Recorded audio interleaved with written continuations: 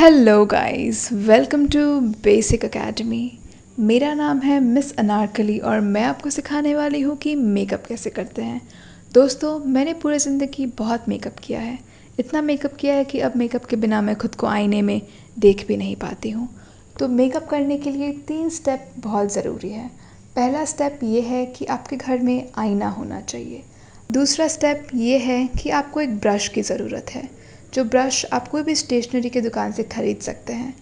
तीसरा स्टेप ये है कि I am sorry dear students, एक बैड न्यूज़ आ गई। राज सर और अनारकली जी दोनों भाग गए, इसलिए स्टेप नंबर 3 जो है वो मैं आपको बताऊंगा संदीप सर।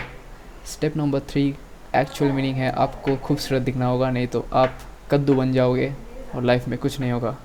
अगर आपको लाइफ में सक्सेस चाहिए तो आप मेकअप आर्टिस्ट ना बने। Thank you.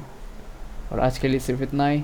और सब्सक्राइब कीजिए, शेयर कीजिए, लाइक कीजिए, ताकि हम लोग अनारकली जी को वापस लाए बेसिक एकेडमी में।